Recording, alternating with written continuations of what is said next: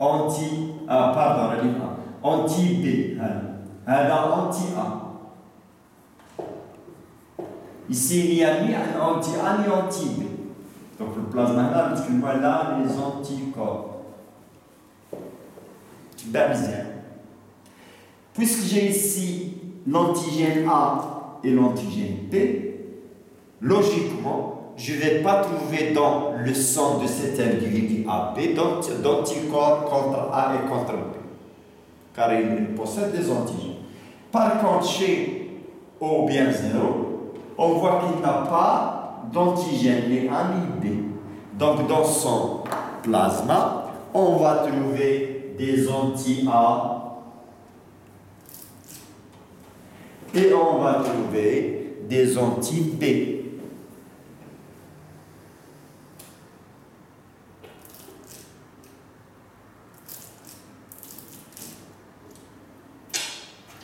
Des anti-B.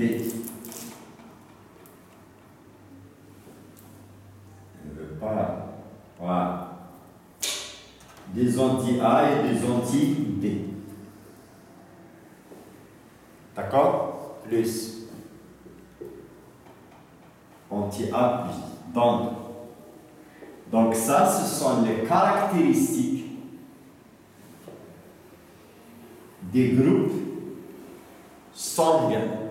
Donc 4 groupes sanguins.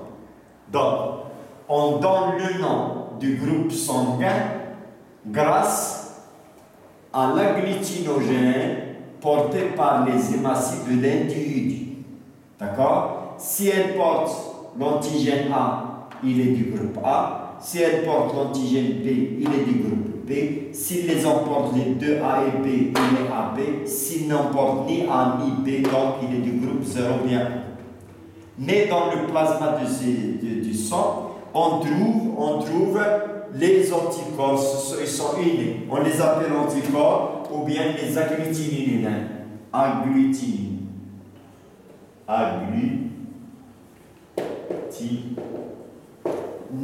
On va voir plus tard. D'accord? Pour A, il a l'antigène A. Donc on ne va pas rencontrer dans le sang la matière contre A. Donc je vais le contre B. Allez, anti-B. Là, il est B, de l'antigène B. Donc on ne va pas rencontrer l'anticorps B. Donc c'est l'anti-A que je trouve. Ici, il a A et B, il n'y a pas d'anticorps. Ici, il y a les deux. D'accord? Donc ça, ce sont les caractéristiques des 4 groupes sanguins. Je vais l'écrire ici pour l'utiliser tout à l'heure. Voilà. D'accord? Puis, donc, on a 4 groupes sanguins. Donc ça, par exemple, A. Ça, c'est B. Il y a AB. Il y a O. D'accord? Pourquoi? Très bien. Parce qu'il n'y a ni antigène A ni antigène B. Pourquoi B? Parce qu'il porte l'antigène ou bien l'agglutinogène B. D'accord? Ça, il est A. Parce qu'il porte les cellules rouges ou bien les globules rouges portent l'antigène A, l'agglutinogène. D'accord? Ça, il est AB parce qu'il les porte les deux. Donc, grâce à l'antigène ou bien l'agglutinogène, on donne le nom du groupe sanguin, dans le système AB. Et bien sûr, dans le plasma, on trouve la glutinine, qui est innée, c'est-à-dire les anticorps. Donc ici, on va trouver, je vais faire un petit schéma tout simplement. Voilà. Pardon. Je vais trouver l'anti-B. Donc il a cette forme. D'accord? Anticorps B.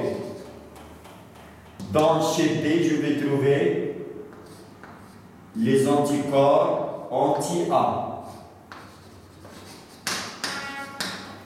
Chez l'individu AB, il n'y a pas d'anticorps, néant.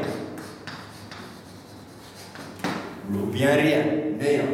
Chez l'individu du groupe sanguin 0, dans son plasma, je trouve les deux anticorps. je trouve l'anticorps anti-B, voilà, plus l'anticorps anti-A.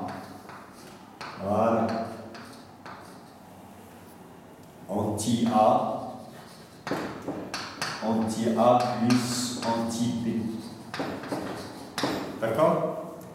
Donc ça, donc on a B, on a la sabros. Je vais d'accord? Donc ça en ce qui concerne les groupes sanguins, les caractéristiques des groupes sanguins. D'accord? Donc je vais y revenir. Je vais enlever ce tableau d'ici. Voilà.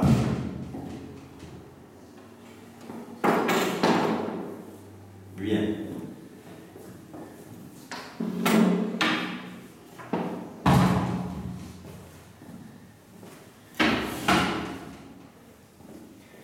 Donc ça c'est les caractéristiques des groupes sanguins. D'accord? Donc il y en a 4 groupes sanguins. Maintenant, on va voir qui peut donner le sang à qui. Par exemple, je prends par exemple ici Ali. Ali est du groupe sanguin A. D'accord? Par exemple ici Suad. Suad est du groupe B. Par exemple ici Jamila est du groupe AB. Par exemple ici Mohamed est du groupe Z. Donc, qui peut donner le sang à qui? Par exemple, Suad a eu un accident. Elle a besoin de sang. Donc, quel sang on va transfuser à Suad? On va le donner à Suad. Donc, je vais mettre ici, par exemple, voilà. Suad, voilà. B. Elle est du groupe sanguin B. Qu'est-ce que ça veut dire? C'est-à-dire, elle possède l'antigène B. Et dans son plasma, il y a l'anticorps A. D'accord? Si je transfuse le sang de Ali, Ali est du groupe sanguin Ali est du groupe sanguin A. C'est-à-dire, ces hématies portent la glutinogène, A. Et dans le plasma, il y a la glutinine ou bien l'anticorps. D'accord?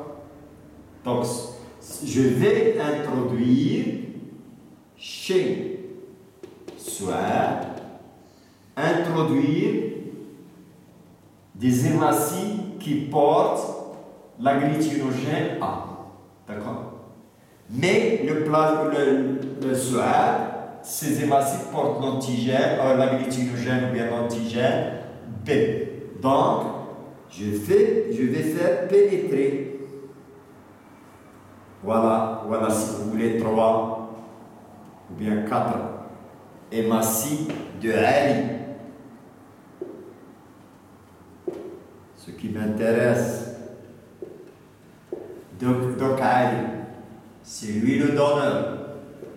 Suad, c'est le receveur. Elle reçoit le sang.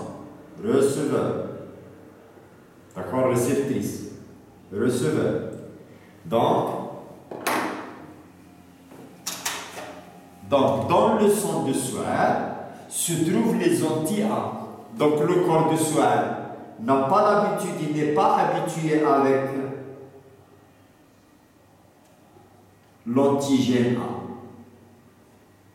D'accord?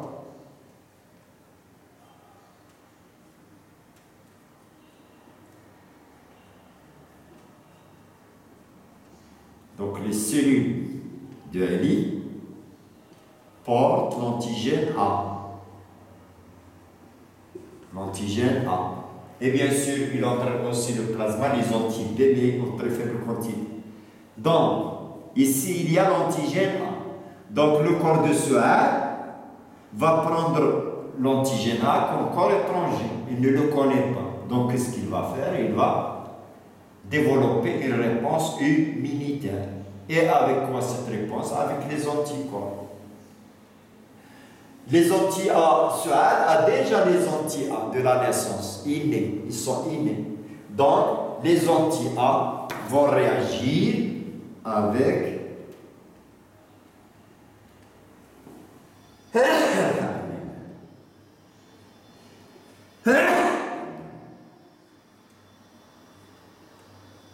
Et ainsi de suite. Hein.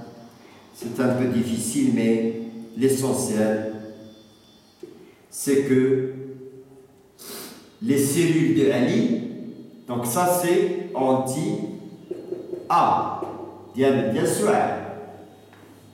C'est-à-dire l'allergie, l'odeur dialogue.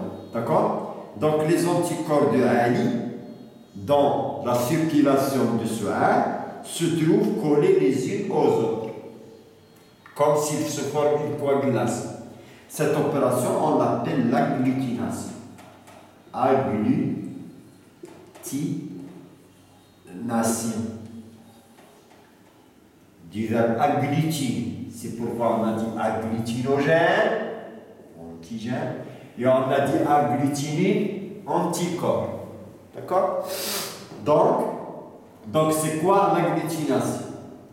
Donc cette définition, ou bien cette règle, cette définition, il y a l'essentiel dans les problèmes sur la transfusion sanguine. D'accord? Donc c'est quoi l'agglutination? Agglutination. Très bien, comme on le voit ici. C'est l'accollement, sont soudés, c'est l'accollement des globules rouges de qui? De Ali, c'est-à-dire du donneur. Exemple sur Ali. On va parler donneur-receveur. Du donneur, par quoi ils sont accolés les uns, les hématies les unes aux autres, grâce au plasma ou bien aux anticorps de receveur. Donc l'agglutination est égale, c'est l'accollement. C'est pas la définition de l'accollement des hématies du donneur par le plasma, c'est-à-dire les anticorps, lorsque je dis